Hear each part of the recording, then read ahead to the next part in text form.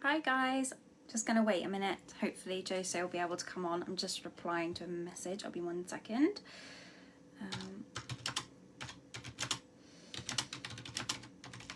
There we go. Right. Okay. Right. Hi Hayley. Hello everybody.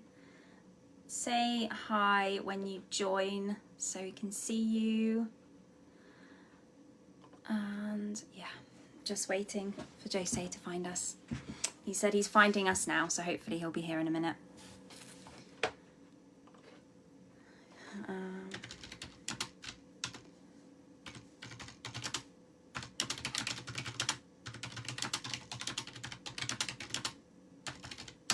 Cool. Yay! I have a request. Oh, yay! It's working! Goodness me. Finally, we've done it. Right. I'm just going to share it into the group a second. Wanted to wait till I was on trying to use Facebook from my PC, which I don't normally do. So it's like, yeah, trying to figure it out. Right. There we go. Share. Copy link and then go to the group. So yeah, just give it a few minutes, a couple of minutes, whatever, for people to log on, and then yeah, we'll start going. Oh, I'm just so glad. It's like, yeah. I'm just looking at my laptop because I was looking at the email that you sent me with some of the questions, just to try and find out what it is there. Because there's quite a lot of questions, but I think that if we address all of these, the people in chat can also ask a few more questions in the meanwhile.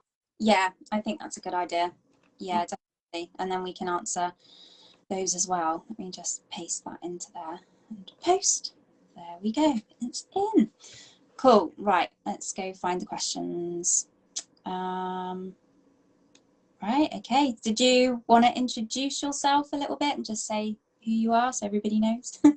Okay, I'll try to make it short because I do so many things in allergy that sometimes it's even myself I forget what I do. So let's start by the top. So I'm the lead for pediatric allergy at University Hospital Coventry in Warwickshire. Also, I'm a member of the BSACI, of a specific committee that writes national guidelines on allergy.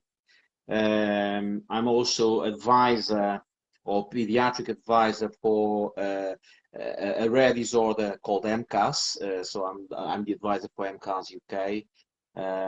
Let's leave it with that. I have a few more things that I advise on, but I think that so far is enough. Awesome. Well, thank you for joining us. Yeah, it's great to have you here. So, thank you for the invitation.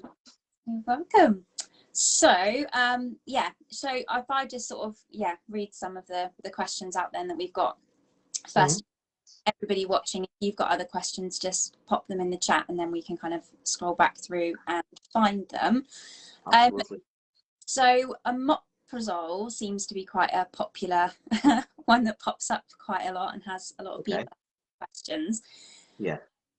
So when it comes to omeprazole, is there like a particular, because this always, we all get told different things. So when it comes to taking it, should you take it 30 minutes before a feed or like an hour before? Is there a time like when you should kind of, when it works better to take it, or does it not matter? It matters. It does matter. And I agree with you. There's so many advice, and some of them quite wrong advice. I've even heard advice about giving it in between the feeds. So stop feeding, give the omeprazole. No, omeprazole is to be given 1 hour before feeds. Okay, Simple, cool. straightforward. Cool. Oh, that's good to know. So what about giving it to the child then? Can you mix it with anything? So could you add it to formula, even if just like a little bit of formula, or is it not going to work? Okay, so we need to think about in real terms. And we know that some children, you know, you give it a medication, they open their mouth, they swallow it, brilliant. But we know that others don't, because they don't like the taste, they don't, you know, sometimes there is a bit of smell involved, depending on the age of the child, of course. So we know that mixing omeprazole with things like milk might delay their absorption, or sometimes might impact the absorption of the omeprazole. So instead of being completely absorbed, some only partially can be absorbed. Now, but between the child not tolerating it at all and giving something that at least the child is going to absorb, mix it. Just mix it. We need to think about it in practical terms. Of course, it's not mixing it with a full bottle and guzzling it down. We're talking about a small amount to see if the child tolerates.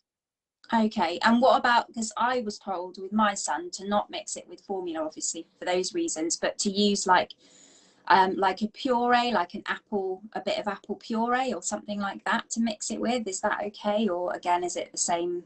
Consider that you're starting to give omeprazole on a month-old baby that you haven't weaned yet. You cannot give a puree. The swallow is not developed for you to give a puree. You know, if you're already having a child that is, you know, 3, 4, 5 months of age when you start to wean a child, and they can already swallow things like that, yeah, but why not? Okay. Go ahead. But you're talking about normally omeprazole, if it started very early before solids are introduced. Okay, cool.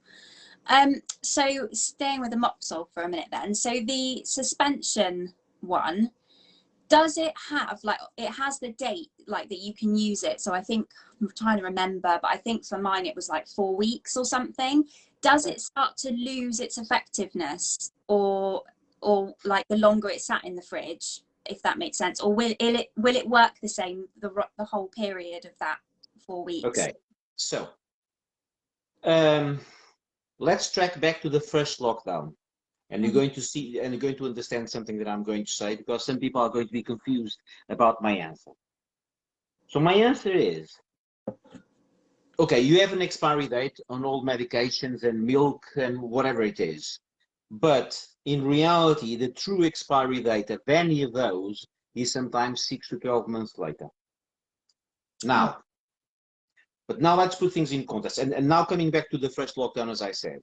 On the first lockdown, there was a significant shortage of special formulas, either being extensively hydrolyzed or amino acid formulas. There was a shortage. There was a shortage of medication, including EpiPens, Jext, Emerades, was a shortage of that. And the industry came out and say that actually, if it is within, and depending on the industry, 6 or 12 months, and if it is preserved under normal circumstances, the ones that they advise, it lasts far longer than the expiry date there. Now, we know that liquids will deteriorate faster than capsules or tablets. So, for instance, there are some children that parents that I see that actually parents prefer the tablets, because they crash the tablets, they mix it, and they give it to the child because they find it more better tolerated. So yes, what you're saying, the longer it stays on the fridge after it is open, it starts degrading. Okay. Okay, cool. So are all of the different types of omeprazole, so the capsules, they've got the little beads in, I think, and then there's the liquid, and then there's the tablets that you crush. So I found with Joshua that he got on better with the suspension, more, it seemed to work better for him than the tablets. Are they basically this, are they all just the same anyway, but it will just vary per child? Same thing. They Same are thing. the same. Okay. And Same thing. Matter with the capsules if you don't, because you've got the little balls inside, so if they get stuck in the syringe, so I used to worry that it wasn't like the full dose because I couldn't get all the little balls out of the syringe. Back. That was a nightmare of a time. Yeah, okay, so that's good to know then, that it's basically the same. Do you I kind of feel like omeprazole had an impact, like one of the side effects might have affected sleep. Is that something that it can do, like causing almost like insomnia or just stopping babies from sleeping. Have you heard of anything like that? So, if you're going to see all the medications that exist have loads of side effects.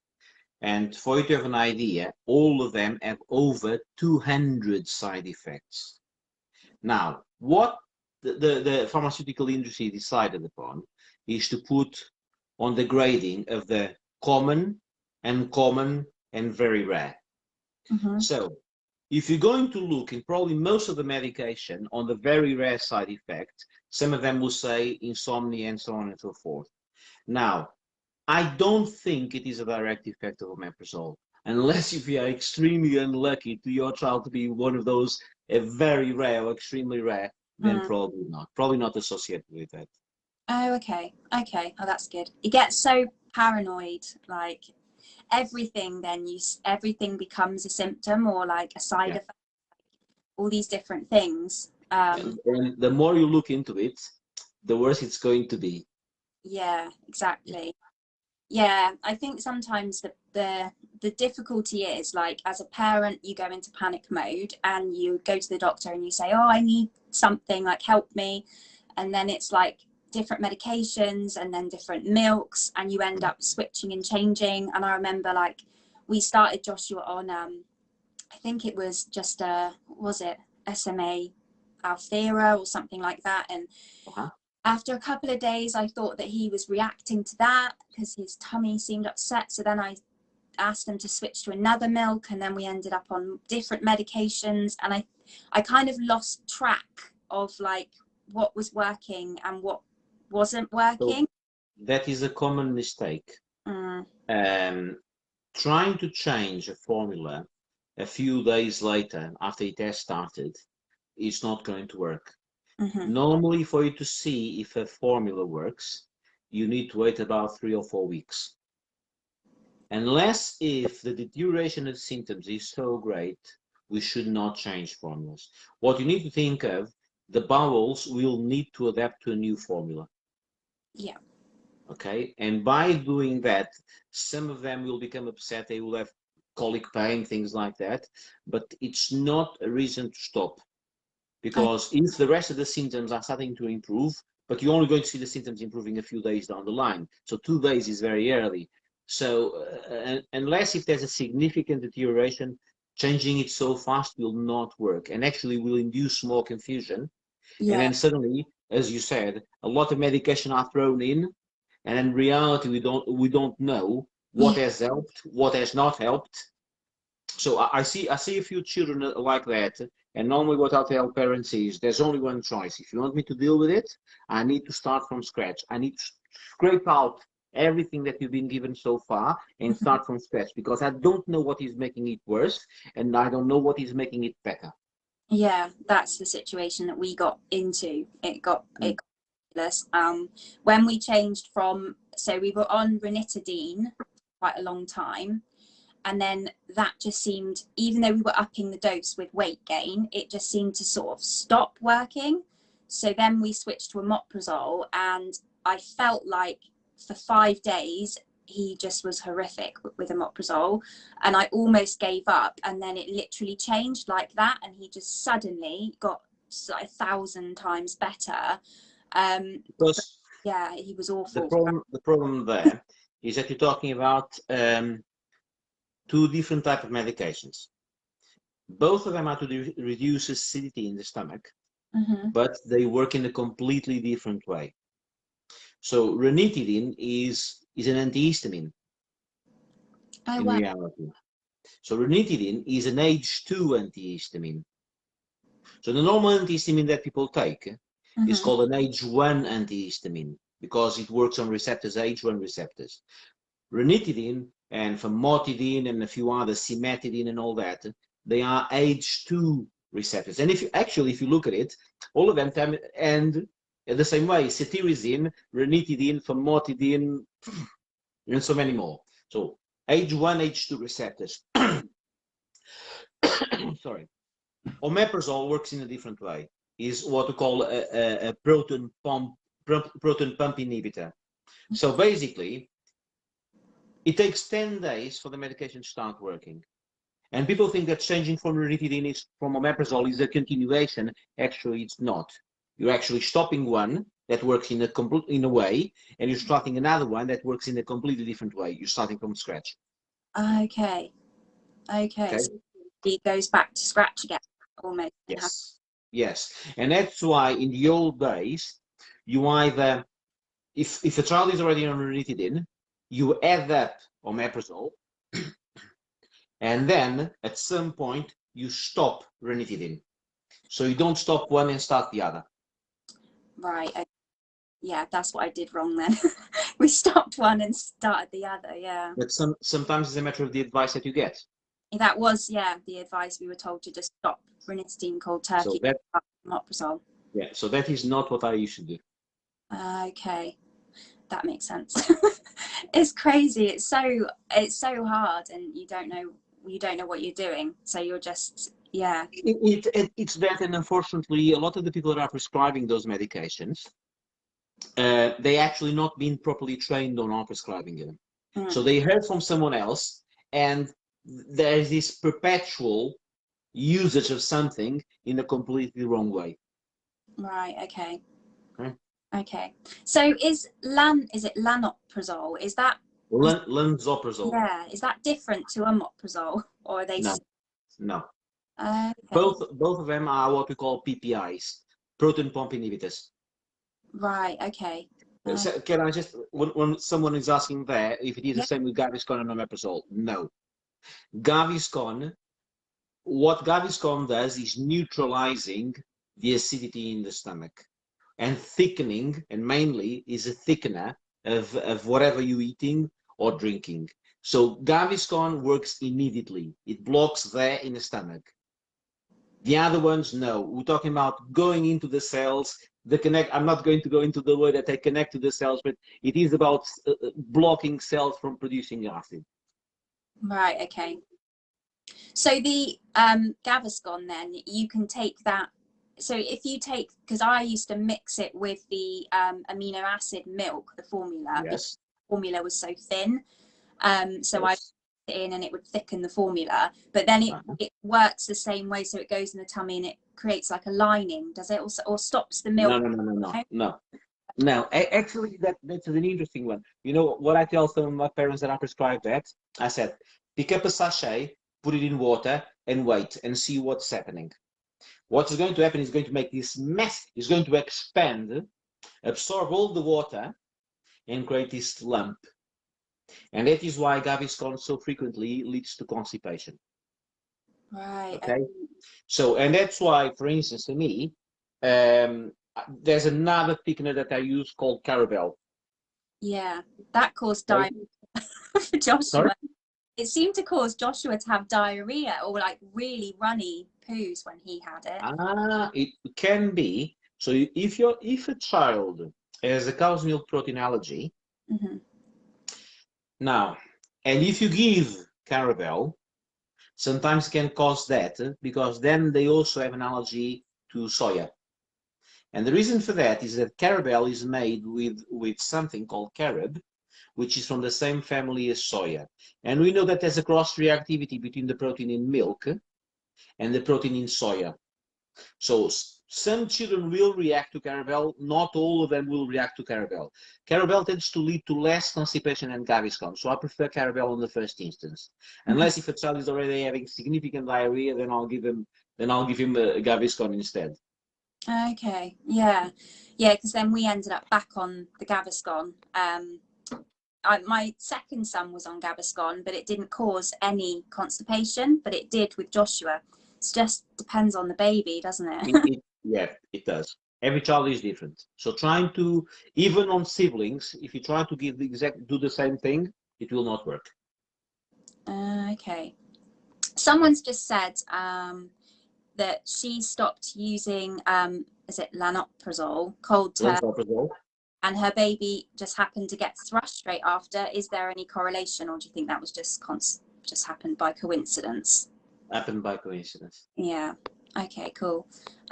Someone else just said about the formula, that when you say to stop to hold off for a matter of weeks before changing. She said that her baby was almost completely resolved when she was breastfed and she removed dairy from her diet. But she then decided, by the looks of it, to transition onto Aptamil Pepti, then moved to an amino acid formula after 5 days, and her symptoms went away. Is this incorrect? So think about it this way. Removing dairy and soy from someone's diet because they're breastfeeding, if we think that there's a cow's milk protein allergy, yes. Now, what you need to consider is, and that is probably why a lot of confusion is coming on that matter.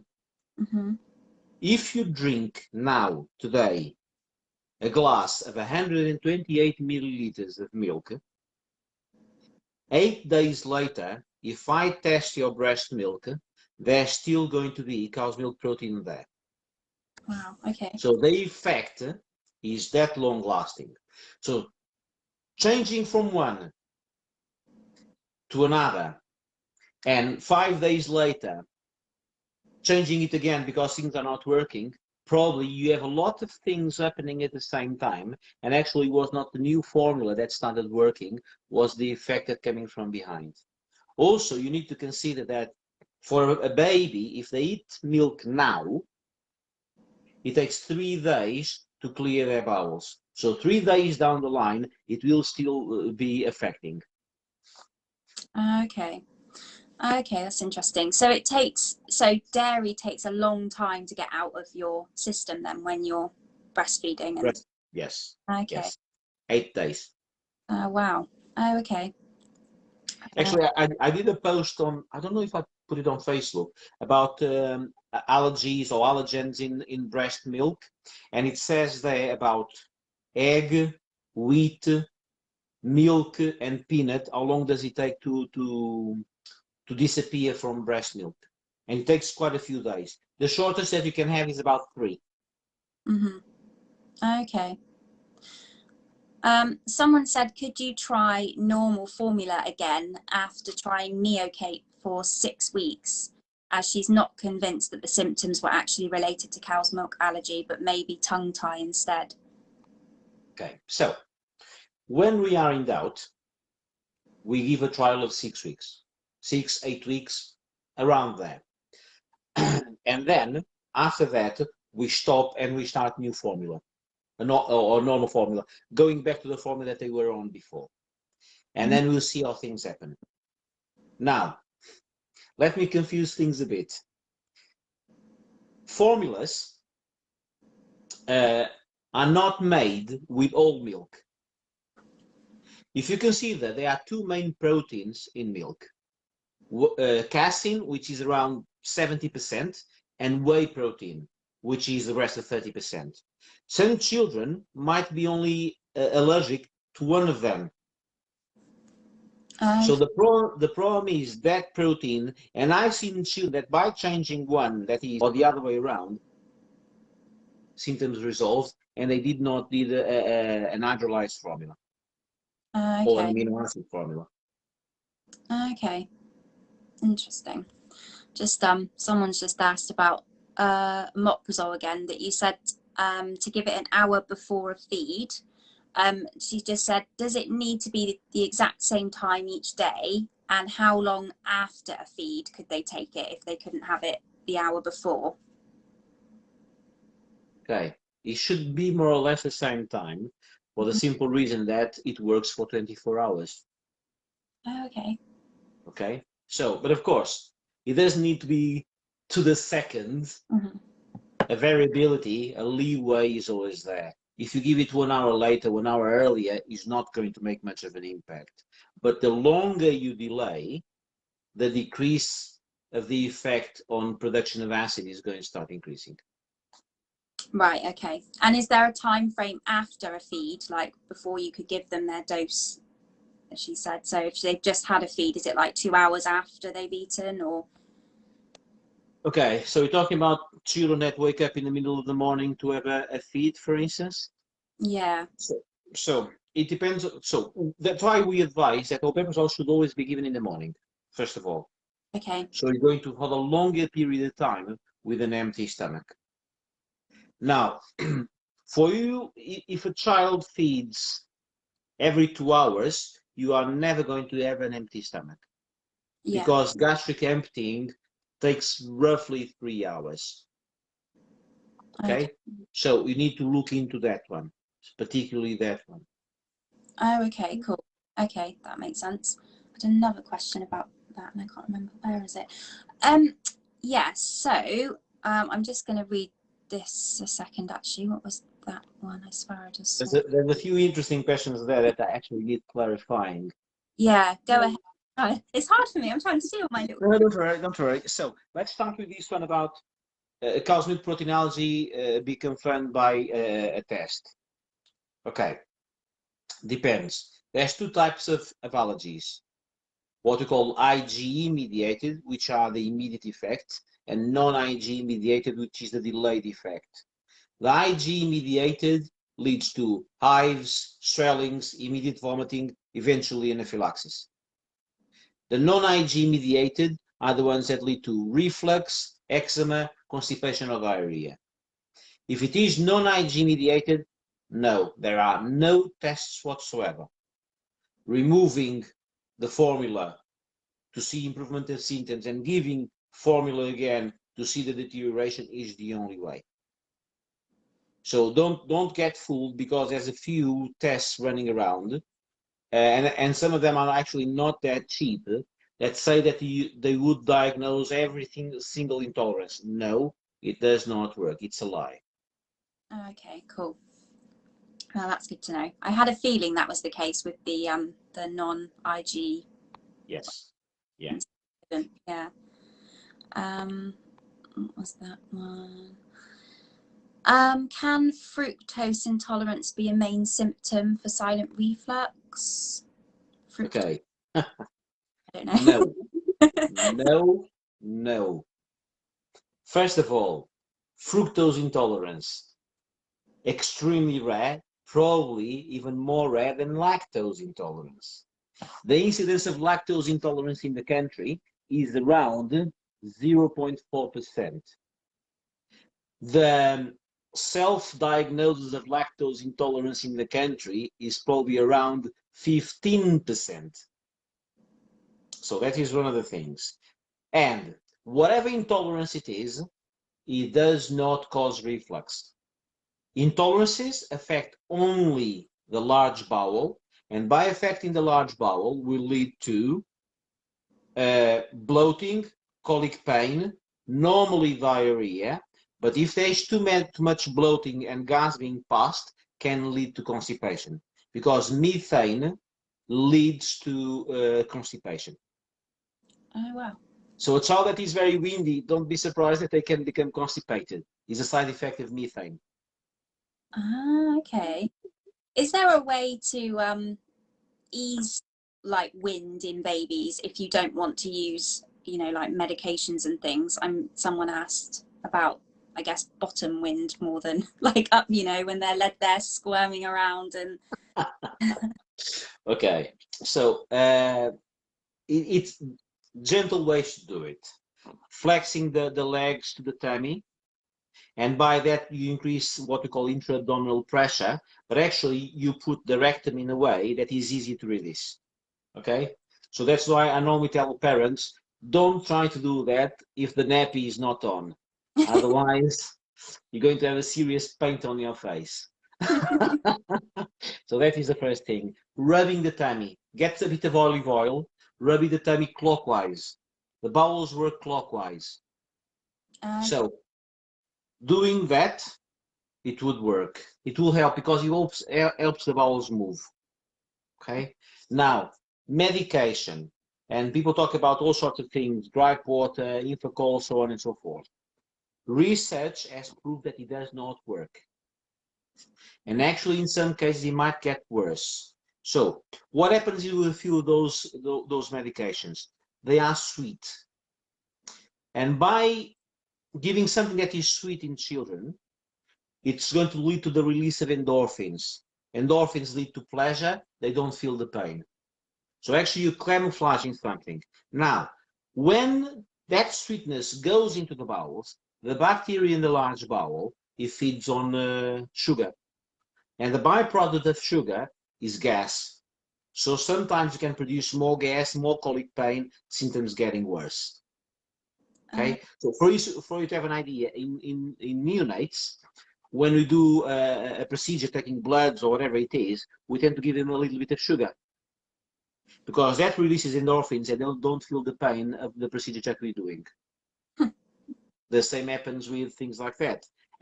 And not talking about it, even in the old days, because about, 40, 50 years ago, some of those medications used to work because they had alcohol, they had laudanum, you name it.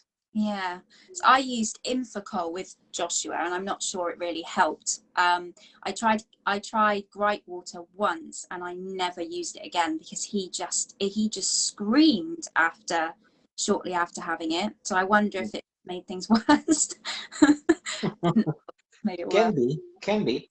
Yeah, it's just so many different things available, and you end up just buying it all or getting it prescribed because you just don't know what. The problem very often is parents feel frustrated. Mm. And because they feel frustrated, they feel the need to do something to help their baby. Mm-hmm. And what happens is, by doing that, even if there's no effect, the psychological aspect is improved because they feel that they're finally doing something. And they see improvements, though very likely there's not. Yeah. Yeah, no, definitely. I've been there. Definitely. And then it starts, I used to think like, oh, it's getting better for like a week. And then it would just nosedive again. And then I panicked that he was having an effect to something else, or that maybe he was getting headaches from the omeprazole, or it was just an absolute nightmare. This is quite an interesting one. Is there such a thing as an acid dump in the early hours of the morning? And if so, how is medication the only way, like omeprazole and things like that? Is that the only way to manage that? Well, This. our body follows one thing called circadian cycles. Okay, so we know that 8, 9 o'clock in the morning is the time at which a lot of the things, including hormones, and especially one of the most important ones called cortisol, is produced. Acid is also goes to a peak production in the morning. The reason why we tend to try and give the omeprazole in the morning as well. So some people call it an acid dump. Yeah, you can name it that if you want to. There's more production of acid, yes, but you also need to think that acid is also produced as a response to swallowing. As you swallow, you trigger something, and the stomach starts producing acid because it knows that there's going to be something in the stomach that needs to be digested. So there's always so it's not like a production and it stays there. So whenever you eat, production of acid. Mm-hmm. Okay, so it follows also that cycle. Okay. So this is one I was wondering actually. When we had omeprazole, the suspension supplied, and it was the same when we had the tablets, I was given quite a big dose to give. I think it was once a day. And then I split the dose. So I did half of it in the morning and half of it in the afternoon because he wouldn't take a full thing. Is it okay to do that? Like, was it all right for me to do that, for me to split the dose? Yeah, you can do. Okay, I wasn't sure if it affected its effective. No, it works anyway. Okay, cool. Another one, this is from me, because everyone gets a bit confused for this. Can you explain the difference between an amino acid based formula and like a hypoallergenic formula? Like what are the differences? Why is one? Okay, so we are all of us from top to bottom, we are proteins, and proteins are encoded. So proteins have different lengths, and if you try to divide the protein into smaller parts of the protein, you're going to divide it into something called peptides. Okay, So when you divide it into peptides, and you can have it small peptides, you do an extensively hydrolyzed formula. Okay? Mm-hmm. If you pick up then a peptide and separate it into the basic components, then you're going to be very, very small, and that is an amino acid formula. Okay. The way, so therefore, you're going to have the full protein that is what you eat or you drink, but as it is already split into small bits, it's easier for the digestive system to absorb it and process it. So actually, babies that are on amino acid formulas tend to put on more weight than babies that are on extensively hydrolyzed formula, because they have to spend less energy to process it. They don't need already, our body doesn't need to degrade the protein into amino acids, because that's what's going to happen. When you eat something, the protein is degraded into amino acids, so then it has an effect. So you don't need to do that anymore. So that is the difference between one and the other. Okay. So I know that you can still get the effects of, like if you have a cow's milk protein allergy, sometimes the hydrolyzed ones, you can still get a reaction with those. So my son did. Yes. But when we put him onto SMA alpha-amino, he was totally fine. Is it possible for a baby to be intolerant to an amino acid? Or if you switch to an amino acid and you still think that there's these problems, is it likely that there's something else going on, something else that's causing those reactions, and that they couldn't possibly be reacting to that milk now because there's nothing for them to react to, if you know what I mean, like in Neocate and things like that? So some people focus on things that the formulas are made of, and you're going to see that some of the formulas will have something like coconut and whatever it is. So those components that sometimes the industry uses, it's very rare for someone to have an allergy to them. You can do, but it's very rare. Now, an amino acid formula cannot cause a milk allergy. Mm-hmm. No way around it. It cannot, because it's divided in such a small part that it will not act on the process that makes the allergic reactions to start. Okay, so not. So if something is happening, is either not an allergic reaction, or your child is very, very unlucky because it's one of the rare ones that is going to be allergic to one of the components there on the formula. Okay, cool. Yeah, no, we did see a big positive change when we switched to the amino acid milk in the end, but it did make his reflux a bit worse until I put the Gaviscon in it to sort of thicken it. The big problem about hydrolyzed formulas or amino acid formulas is they're very thin. Mm-hmm. Now, what you need to consider is like in eczema. It's not a food that causes eczema. Eczema exists and food makes it worse. And with some exceptions, food can cause reflux, but normally there's already, the child must be already prone to it. Okay. Okay? Because you can have a child that simply, and that was something that I was asking before, you can have a child that simply has reflux. Reflux happens, and reflux is extremely frequent. Mm-hmm. But the children that need intervention regarding reflux is not a lot of them, actually, fortunately, only a small percentage. So if the child is having reflux on an amino acid formula, for instance, is it because it is so thin that movement and all that will bring it up, Mm-hmm. and then thickening it will prevent it, or you're trying to thicken it with either, as we spoke about, Gaviscon or Carabel, and then not much of improvement, then you need to think that it's probably not allergy related, it's probably just simple reflux. Okay. And does reflux tend to, because I remember with Joshua, I was told when we eventually got it or sort of diagnosed, they said that the reflux and the cow's milk protein allergy, he'd grow out of it by the time he was 4 months, which he didn't. And then it was when he started weaning at 6 months, but it continued past that. And then I think they said 1 when he started standing up, and then he ended up growing out of it well, the reflux, he ended up growing out of that at about 2. But the cow's milk protein allergy, I mean, he's 5 and he still can't have a lot of cow's milk. He can have some, but it does still upset his tummy. Like, he'll get diarrhea, and I swear it affects his behavior as well. I swear it does. Like, Okay, and so a milk allergy will never be outgrown before 1 year of age. okay.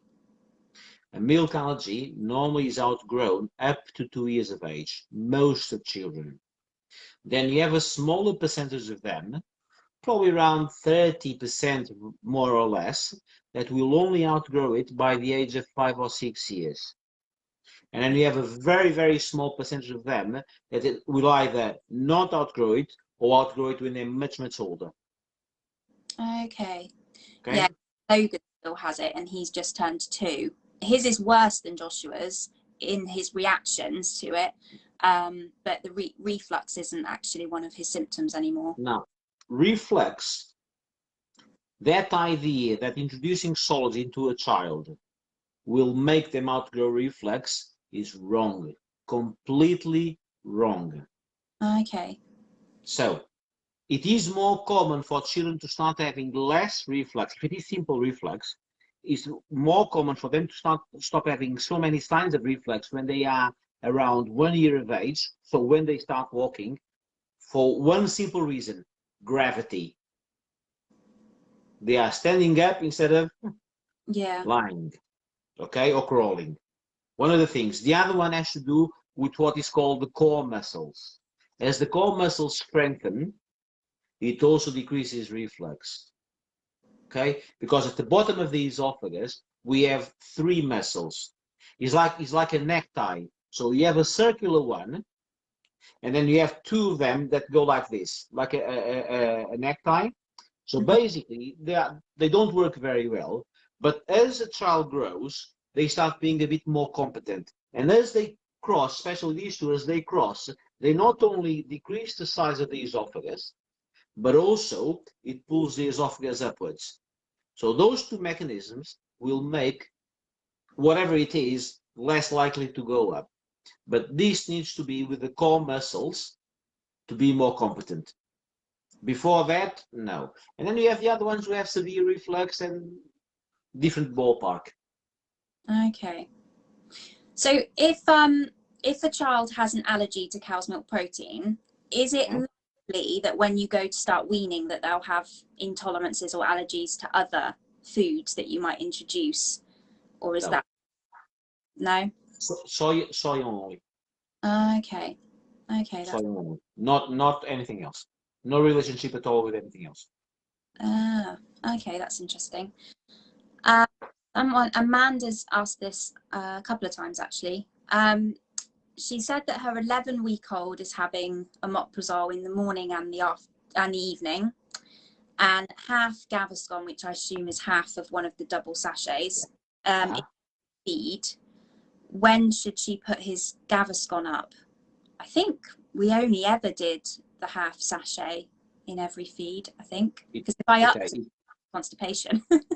It depends on science, and it needs to be guided by whoever is following up the child and say it is time to increase. Or on the other hand, if it is time to increase omeprazole, because one of the big problems about omeprazole, and this happens a lot in primary care, omeprazole, like most of the medication for children, is weight based.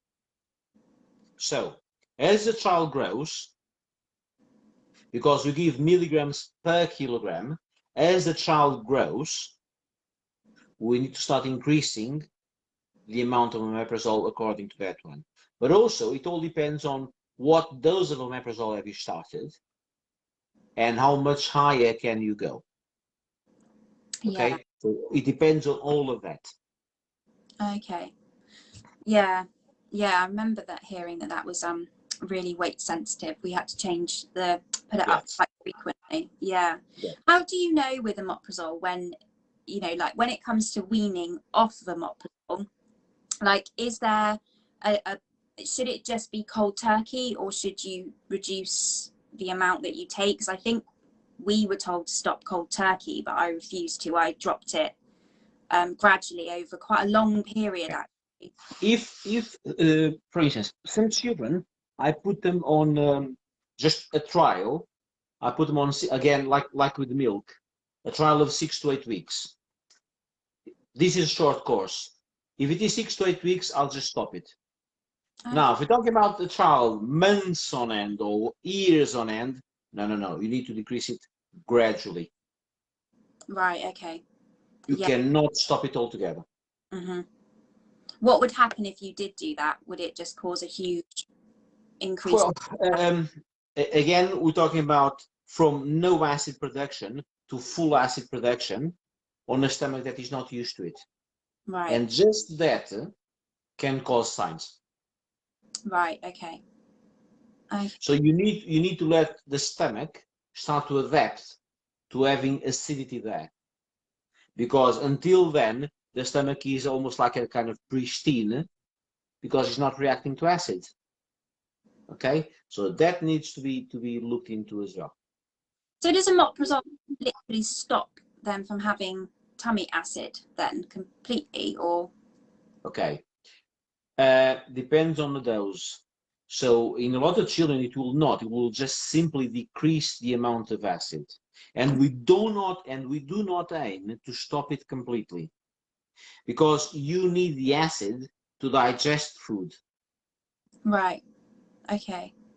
Yeah. So, and that's why some children without acid in their stomach, actually, they cause a lot of problems. Okay, so it takes much longer for the stomach to empty, for instance. Right. Okay. Yeah, I didn't know you could even digest food without acid in your tummy. I thought you had to have that in there. Yeah. You can. It will take you much longer. And some of the food then will go, as it goes into the small bowel. Mm-hmm.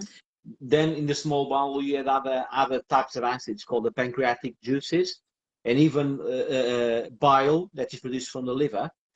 All of those will help then to further digest food. Okay. Okay. So that plays an important role, but the importance of the acidity in the stomach is to start the process of degrading for absorption later. So if it is not there, it's just going to delay it. Okay, that's interesting. So I have a couple of questions on here about probiotics. One, should you be giving them to your babies? Is it safe for them to have it from literally their first bottle? Is it a good idea? Like, will that help with tummy issues if you introduce those? Okay. Interesting, because a few weeks ago I had a chat with Leo from my Baba and Baba West, because they have probiotics there, and we're talking about that. And one of the things that I said is, and that's the important thing for people to notice, is if probiotics might have no effect whatsoever, but will not cause harm. Mm-hmm. Okay, so now there's interesting combinations of probiotics around, and especially for children that were born by C-section. Okay. Probably probiotics would be more important than the ones that were not born by C-section, the ones that were born by normal vaginal delivery. Also, for children that needed, and actually now coming back to the omeprazole, for children that have omeprazole and antibiotics on the first year of life, giving probiotics, yes, it is important. Because we know that things like omeprazole will decrease the good bacteria in the gut. We know that antibiotics will kill the good bacteria in the gut, so replacing it or supplementing it, yes, it would have benefits. Now, what you're going to see is that you have dozens of probiotics. Not all of them are the best to be given in a child, because basically they're not going to have much effect. So, but yes, you can use it from birth if you want to. Not much of a problem, no. Okay. Yeah, I didn't do that. Maybe I should have done. I just got totally lost in my journey with Joshua. It just everything went a bit out of the window, to be honest. So I never want to go through that again. Not fun. It was not fun. Trying to see if we've got any other questions. Anyone else got any questions to put on the chat as well? Whilst I just look through here. Someone's asked, so her child is 11 months old, and he doesn't want to eat textured food still, and they're stuck on pureed food. He seems to get it in the middle of his tongue and gags until he's sick. Is there any way to encourage him to eat different foods? Okay. You know? That one, I'm going to put my hands up. I'm not the best person to answer that question. The best person to answer that question is either a dietitian, a pediatric dietitian, because they have an amazing wealth of knowledge on that one. Okay. Or if there's problems swallowing it, you need to think about speech and language therapy, because sometimes it might have an impaired swallowing, and that they can assess swallowing, and they can tell you if that is the correct age consistency to give the food. So if there's problems like that, my suggestion is go to a speech and language therapist or go to a good pediatric dietitian and ask for advice. Honestly, I'm not the best one for that one. If I would say something, it would be completely rubbish, very likely. Just make it up.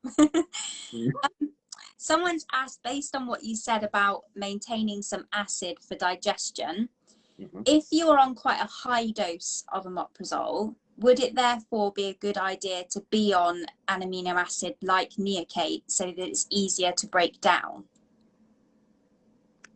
Not really. Not really. Because then what you need to think of is, does a child really need it or not? Does a child really need amino acid? Is the omeprazole for simple reflux, or is it because of a milk allergy? If it is because of a milk allergy, then the child then should be either on extensively hydrolyzed on the amino acid formula. Now, also what you need to consider is, yeah, I would love a bit of acid to be in the stomach, but you need to put things into perspective. And the perspective is, what is worse? To having acid and causing symptoms, or not to have acid, symptoms are under control, and digestion is slower. You know, in medicine, all that we do, and I keep on saying this one, all that we do is choosing the thing that will cause less harm. Yeah. Because we know that anything that we use might have side effects. Yeah, no, that makes sense. Someone said that their breastfed baby who's 4 months old reacts to dairy, soya and egg through her milk. If he reacts through breast milk, is it likely that he will then have IgE or non-IgE reactions when she starts weaning? Only by knowing what the symptoms are, I could give an answer. Okay, cool. So you can have, let's go to the foods that cause non-IgE. There are main 4 foods that cause non-IgE: milk, soya, egg, wheat. Those cause non-IgE. It's rare that any other foods will cause non-IgE reactions. Those are the 4 ones. All of them are expressed on breast milk, but all of them can also cause IgE reactions. So only knowing what the signs are can we say what is happening. I have mothers that by having a milk or by having a whatever food and then breastfeeding the child develops hives. Yeah, you can have an IgE-mediated reaction that way. And those ones I test them, and unfortunately sometimes they are positive. Okay. Oh, that's interesting. So what were those 4 foods again? Milk, soya? Milk, soya, milk, soya, egg, and wheat. Okay. Yeah, for us it was definitely milk, soya, and egg. I didn't try with wheat, so yeah. Just a remark before I forget. When we say to exclude dairy products, Mm-hmm. in reality, what we're saying is to exclude what we call mammalian milk. So basically, any animal that produces milk, you need to exclude. I've seen a lot of people changing from cow's milk to goat's milk. Mm-hmm. The similarity in protein between cow's milk and goat's milk is 97%. I tend to say that the other 3% is for the taste and the smell. It is exactly the same thing with a different taste and a different smell. It will cause a reaction anyway. Okay. Yeah, no, that's interesting. We never tried nanny goat's milk, but it was suggested as an alternative. But yeah, we just went with the prescribed instead. But, No, unfortunately, I've seen that, and I've seen that on IgE milk allergy, in mhm. which, despite my advice, parents went home and gave goat's milk to the child, and the child landed in hospital with anaphylaxis. Right. Okay. Awesome. So no, no mammalian milk. No animals' milk. Okay. To go for dolphin milk then or something. um, so Sarah said that her baby is 6 weeks old. She currently brings up all feeds. She did well on anti-reflux milk, but had diarrhea. So now they're trialing I can never say that word. Is it Nutramine? Nutramigen? Yeah, Nutramigen? yeah, Okay. Um, so yeah. things like anti-reflux milk and comfort milk, it's a no. Okay. Anti-reflux milk basically is getting normal milk and putting it Gaviscon or putting it Carabel. Basically, it's both of them together by paying a premium price. First of all, comfort milk is either a milk that is heavier in the stomach by adding up something else. So to try and fill the child up easier, stomach dilates to make them more comfortable. So no, none of them is advisable. So, um, what's the best option? An excessively hydrolyzed, an amino acid formula depends. Nutramigen, personally, I stopped using it. I don't use it anymore. There's a few brands that we stopped using because I saw better results with others. So at the moment, when it comes to extensively hydrolyzed and amino acid formulas, I use other brands. Okay. Okay, that's interesting. Yeah, we never tried that one. She said that she's used Carabel, but it gave diarrhea, and they tried Gaviscon, but she was sick before it had a chance to work. So she's wondering, is it more likely to be allergy related when we've tried formula brands and she just brings everything straight back up? And apparently they won't prescribe any other thickener because she's too young.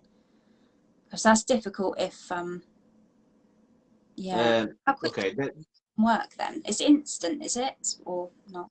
it takes a couple of minutes to work. So that's why it needs to mix it. So you need to have the milk bottle ready, put the powder there, shake it, feed Okay. straight away. And remember to go a teeth number up Yeah, yeah, when you add the thickener. yeah. Okay. If it takes too long, no. You can almost start plastering the walls with it. Yeah, I tried putting it in I tried pre-making the milk once, and I tried it with Carabel and Gaviscon. It's bottles. I put it in and then put it in the fridge and tried to heat it up. It just wouldn't even come out of the No, it doesn't. It gets thick very, very easy. Carabel quicker, I think, than the Gaviscon. That gets really thick. Yeah. And that's why I say to all the parents that I prescribe that, I said, look, for you to have an idea how fast it is, glass of water, put it there, count the time. And that will give you exactly the idea of how long is going to you have to prepare the bottle and start feeding. Yeah. Okay. Quite quick then. Yeah. Oh.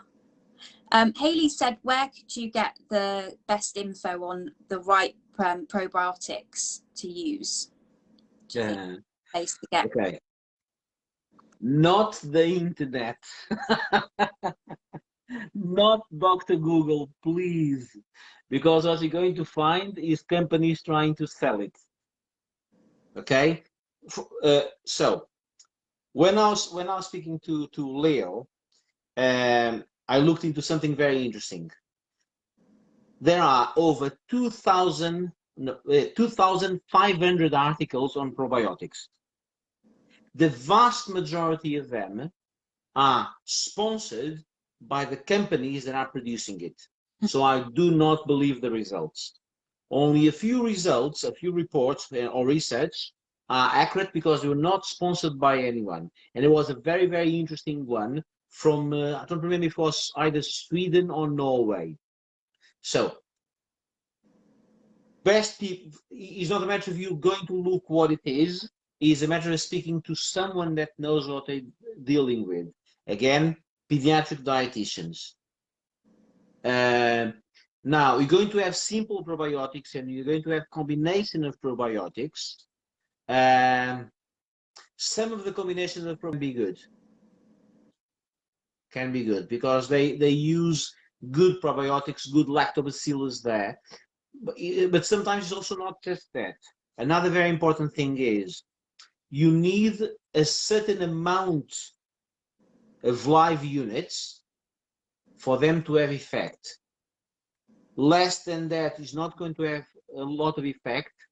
Some of them, when you go, even if it is double the dose, no, you're not going to have a better effect instead of having a normal dose by having a 2 times or 3 times the dose. It's not going to make any difference. You're just going to pay more money for the medication that you're taking. So that is one of the things. The other one is it live bacteria, because a lot of the probiotics that were being sold a while ago were not live bacteria. So basically you're eating something that is not going to have any effect at all because all the bacteria is dead. So you need to look into all these perspectives. Also, children are having a lot of things like omeprazole, a lot of antacids, a lot of the bacteria, if it is still live bacteria, a lot of it is going to die in the stomach. Right, okay. Okay. So here's an interesting one, because a lot of babies that have got cow's milk protein allergy and are given things like Gaviscon and Carabel and things like that, they end up possibly getting constipated. Yes. And then prescribed laxatives. Yes. Like, I think for me, the laxatives that we tried at one point, he seemed to get horrific cramping and tummy pain from laxatives. Yes. And Becky said that her daughter has been on Movicol, is that it, since birth because of CMPA, and she's 3 now. Is it likely that she'll ever be able to come off of laxatives, and will things work normally on their own? Like, the laxatives something that you don't think are a great idea, especially long term? Okay. This would be a long answer. Because it depends on the child. So was the constipation really caused by the milk allergy, or was something else underneath? Mm-hmm. Okay, so a child that is already 2 years old, and if they have outgrown their milk allergy, why really do they need still laxatives like Movicol? And especially Movicol is not something that I would start very, very young. Mm-hmm. Okay, so we need to think about other things that could be happening there. Is it really the milk allergy? Again, that child, I would say, would need probably a consultant pediatrician or pediatric allergist to have a further look into it to see if eventually where does the problem lie. Yeah. Okay. And these ones, again, a cooperation between a consultant and a dietitian would be extremely important, because they will need to look into things like fluid intake, the amount of fiber.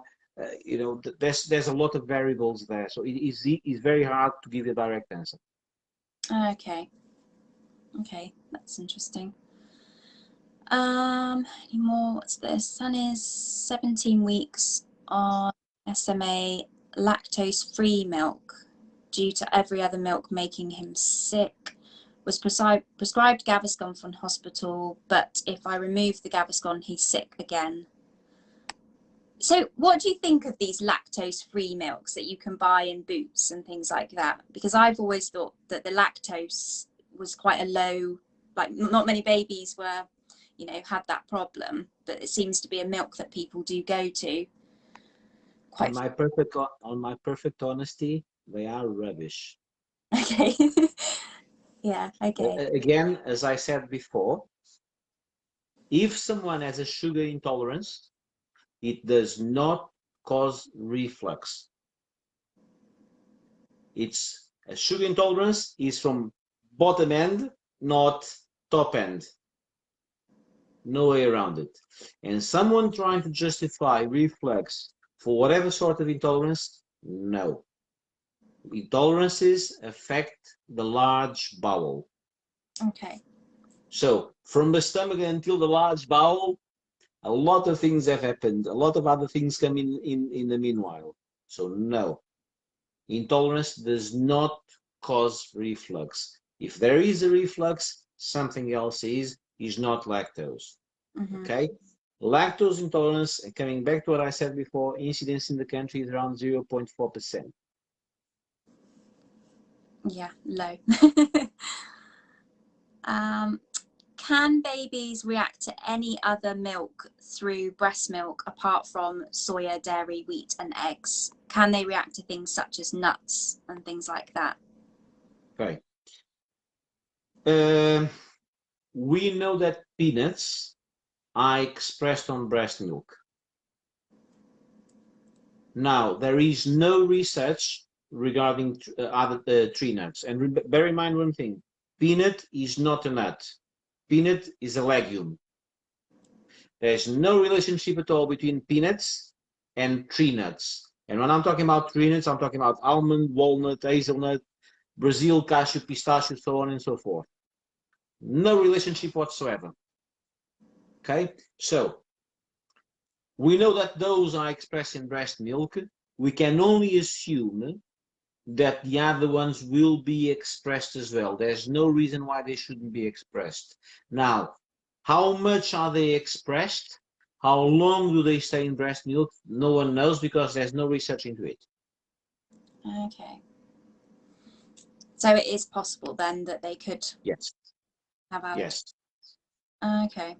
But if they react to, if mother is having tree nuts and they react, that child needs to be tested. Because that would be an IgE-mediated allergy. Okay. So that's a more dangerous sort of allergy, isn't it? Like. Yes. Yes. Okay.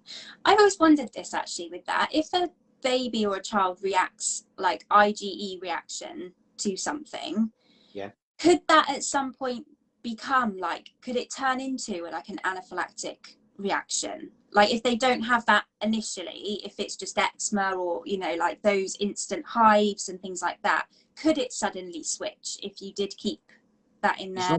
It's not a switch, it's an evolution. Okay. Okay, because anaphylaxis is an IgE reaction, but it is the outmost of an IgE reaction. Okay. Most people will go throughout their lives with an IgE allergy without ever having anaphylaxis, even if they are exposed to them. Others, with minimal amounts, they will develop anaphylaxis straight away. Okay. So it varies. Yeah.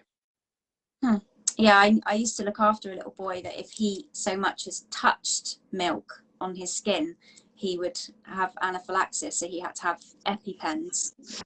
I doubt. The absorption through the skin does not lead to that.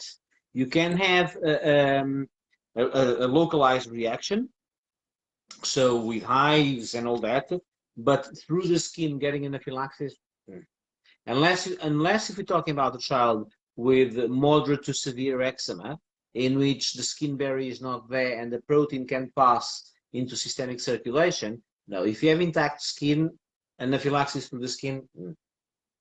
Okay. Yeah, I don't think he had eczema or anything, but yeah, the parent made a big thing about the fact that he couldn't so much as touch it and that I had to have an EpiPen available for if he came into contact. Nah, doesn't happen like that. What happens is in little ones is if they touch it, their normal thing is their hand is going to go eyes, mouth, nose. If they go even in the eye, it can cause an anaphylaxis because the absorption, there's so many vessels, blood vessels, it goes into systemic circulation straight away. It can do, potentially can do. Oh, wow. Oh, I didn't know that, the eyes as well. Oh, you have a case recently of a child that died with anaphylaxis because he was, and this was a few months ago, because he was pelted at school by some of his colleagues with food that he was allergic to. He didn't ingest it, but it affected this area where there's a lot of mucosa. It caused anaphylaxis and the child died. Gosh, that's scary. Mad. So you got one more question at the moment. Says, my son is 17 weeks, had reflux, was put on Actimel Pepti from 8 weeks. It went away. He still spits up every now and again, even with Carabel, an hour or so after his feed. He's happy, it doesn't bother him. Does this mean it's just reflux and not cow's milk protein allergy? Because I'd like to be able to put him back onto normal milk at some point. Okay. It can be cow's milk protein allergy, but symptoms are under control. So you need to think that a lot of babies are sicky babies and they don't have much symptoms. Can be that.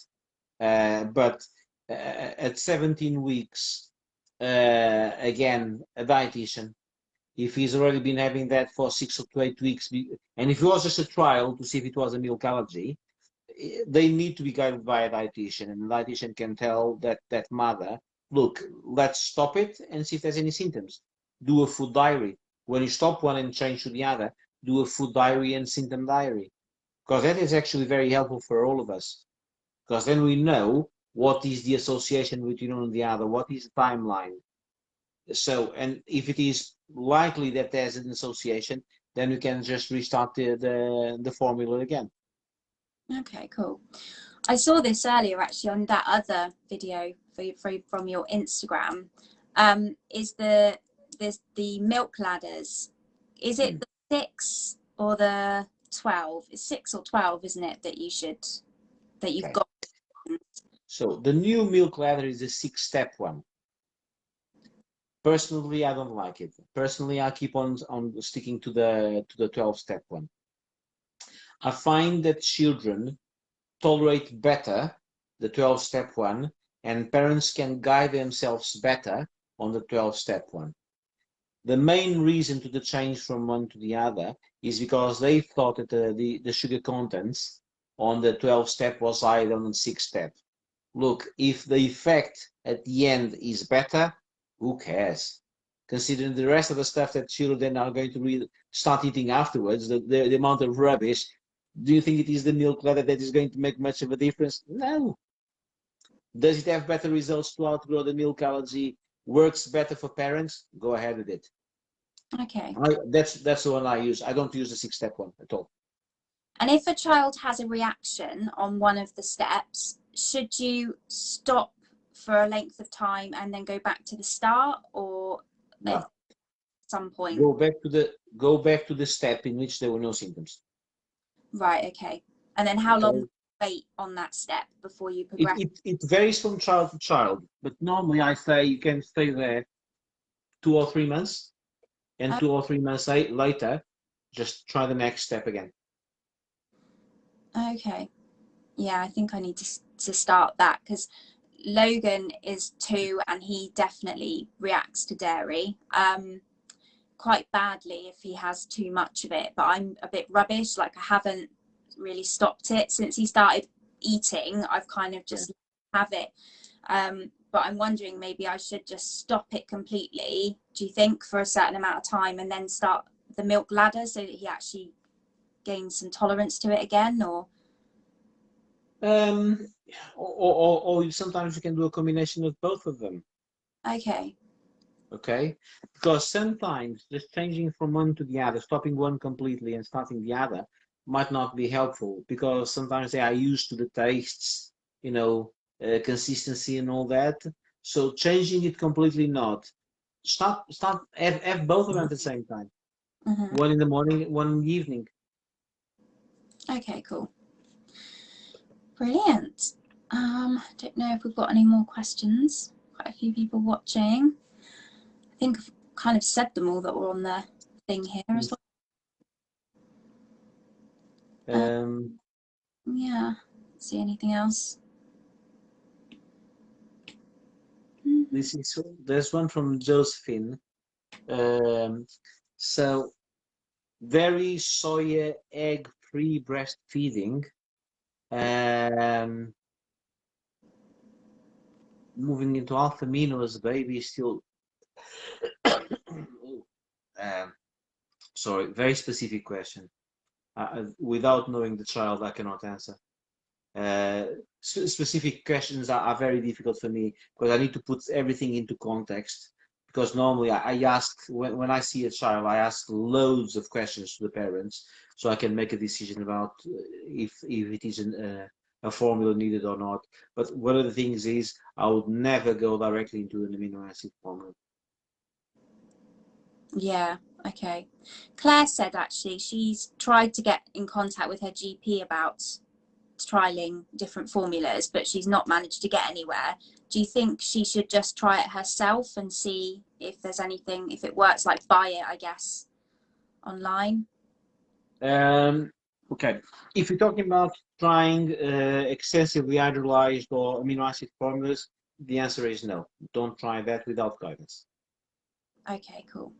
And actually, they're not even cheap. They're very expensive. Yeah, they are. It's like we're talking about the 400-gram tin for around 30 pounds, 35 pounds. So don't go for it. Okay. Sarah says, when they say 1 sachet of Gaviscon, is that the 2 sachets, or is it classed as half? I always thought that 1 sachet was half of the double sachet that you get in the box. So a lot of confusion about that, because in theory the sachet are the two together. Okay. So half a sachet is ripped in half. Okay, 1 sachet are the two connected. See, I got that wrong. I thought it was half of one was, yeah, 1 sachet. No, because otherwise, for you to give only half of that half, it's very difficult for you to measure it completely. So when we say half a sachet is where the thing on the middle is, split it is one of them. Right, that's cool. Yeah, because the box is very confusing on the back. The instructions, I remember getting really confused about the sachet. It is. Yeah, yeah, and it was also the splitting it between the bottles and stuff, like figuring out how many maximum sachets you could have in a 24-hour period or whatever it was. It used to really confuse me. Yeah, it should be around 6 of them. So is that 6 whole sachets or 6 of the half? The whole sachet. Okay. Right, so 6 of the whole sachet is what you... Yes. Right. Okay, that makes, yeah, I'm glad you cleared that up, because that is very confusing. What's this one? Gaviscon again. And my daughter's is 4 months, and she's having 4 ounces of milk every 4 hours with 1 sachet of Gaviscon, but that makes her really constipated. Could that be a side effect of the Gaviscon? Yeah. Yeah. Yes, very common. Yeah, I used to make up more. I know it does say 4 ounces to mix it with 4 ounces, but I found that did make him constipated. If I mixed it with 5 or even 6 ounces, I'd still get the effects of the thickening, but it would reduce the constipation because I'd put more fluid in with it. Yeah. So I would like just play around with it. Yeah. Sometimes more liquid can make a difference. Yes. Yeah, just have to get that find that sweet spot where it doesn't make it too thin or it doesn't stop working, but there's enough fluid to not cause the constipation. But 4 ounces with that definitely always cause the constipation for us. Yeah, very common, yes. Yeah. Any other ones been added? How long does dairy stay in breast milk? I think you said 8 days, didn't you? Yes. Yeah. How long should I eliminate certain foods? Should I eliminate dairy, soya, eggs, and wheat all at the same time or separately? No, I wouldn't accept. I wouldn't eliminate all of them. It's as a likelihood, dairy should the first one to be excluded only. Okay. And wait, and again, guidance by either a pediatric allergist or dietitian. A pediatric dietitian needs to be done. So only then we can assess if the other ones are causing a reaction or not. Cool. If the baby is allergic to something, is it better to try and stick with breastfeeding or switch to formula? I want to keep breastfeeding, but not knowing the allergen is really hard. Keep breastfeeding. If you want to protect your child, and again, decrease the incidence of allergies in the future, breastfeeding is better. Changing it to formula, no. Actually, there's some new evidence now saying that babies that are bottle fed on the first few days of life, their risk of developing allergies is much higher. Yeah, I didn't breastfeed either of my babies at all, and they've both got allergies. So, yay! But even you have a lot of children that are breastfed and makes no difference whatsoever. Yeah. Okay, so it is a matter of trying to improve the odds, but it doesn't resolve them completely, unfortunately. Yeah. So if we're on 6 ounces of milk and 1 sachet of Gaviscon, how much extra liquid? I guess. Don't think of it that way. You should not have extra liquid on the formula. You should always make the concentration of formula exactly as it says on the tin. Normally is the 1 scoop for 30 mils. Do not do more water, because then that can lead to problems. Actually, it can lead to problems with the child. So dilution of formula, no. Concentration of formula, no. The reason why they studied it as the 1 scoop for 30 mils is exactly because of that. It can cause problems otherwise. Okay. This is an interesting one. How many times would you say to try the milk ladder before giving up and accepting that they may not grow out of the allergy? Depending on what step of the milk ladder, depends on the age of the child. So it's not a matter of going straight away and giving up, because sometimes it needs to be looked into to see is it the right way that is being done or not. And how old is a child? So there's again a lot of variables. It needs to be independently assessed. Cool.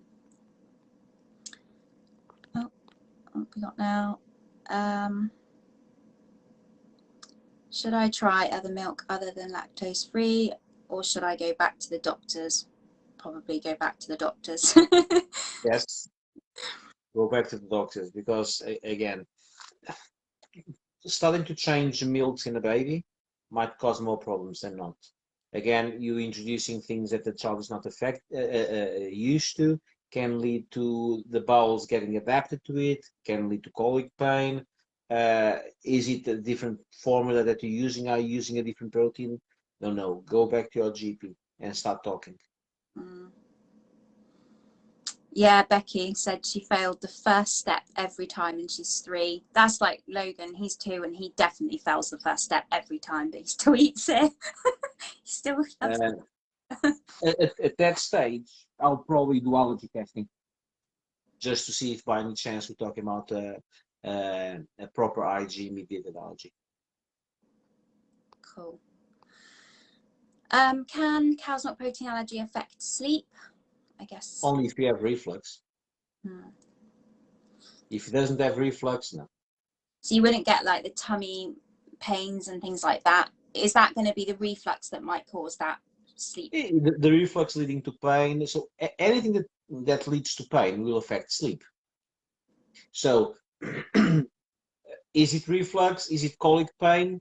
If it is that, it will affect the sleep. But that will happen independently of being a milk allergy or not. Okay. So on that point of view, yes. But if it is just simply because it's a milk allergy, no. Cool.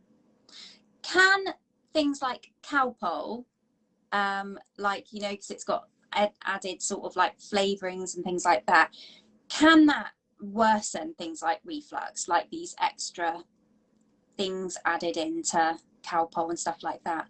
No, no. Okay. Unrelated, unrelated.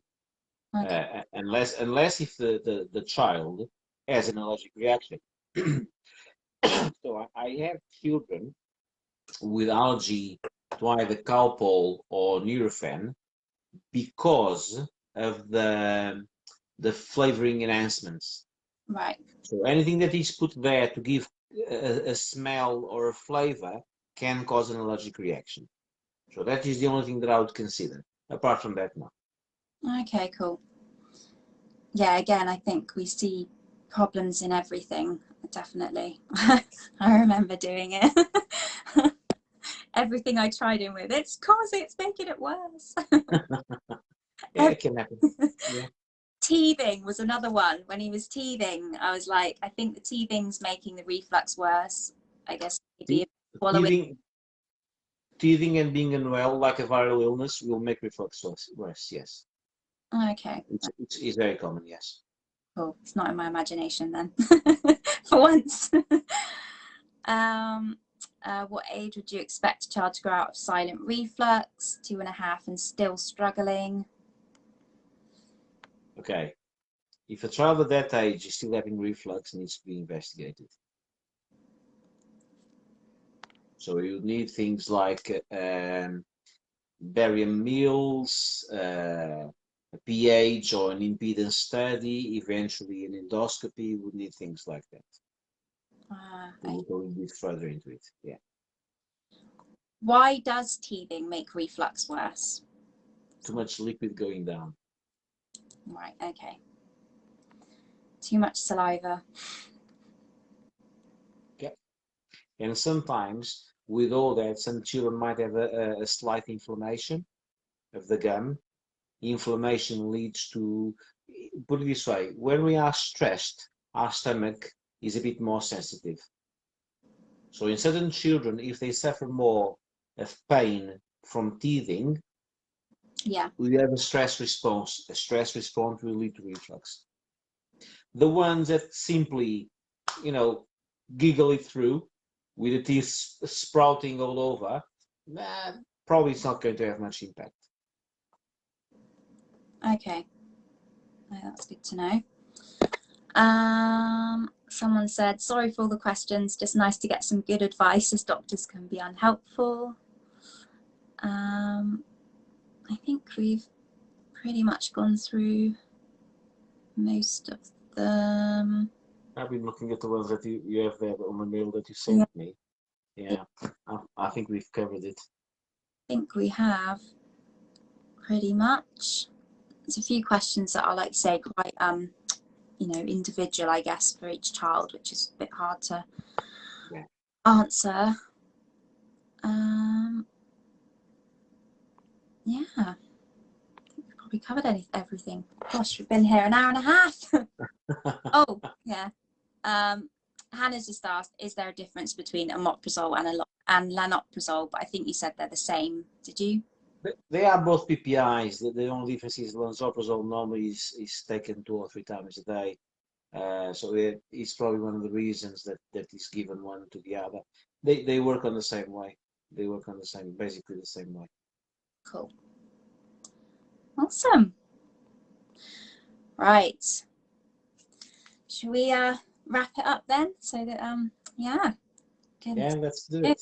That was really, really, really great. Thank you for that. Really. No worries. Thank you very much. nice to get some actual answers to questions.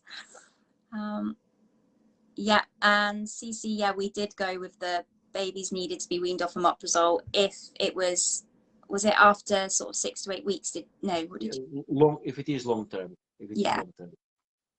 Otherwise, they should, yeah, can stop it sooner. Yeah. Cool, brilliant. Well, thank you very much, and thank you. Thank you very much for the invitation.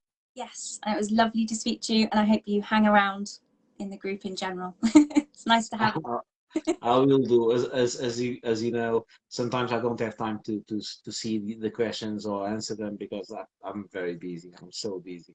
Yeah, I can imagine. But if I can, I will. Ah, awesome. Thank you so much. Okay. Thank you very much. Thank Have a good evening, everyone. Bye-bye. Thanks, guys. Bye. Bye.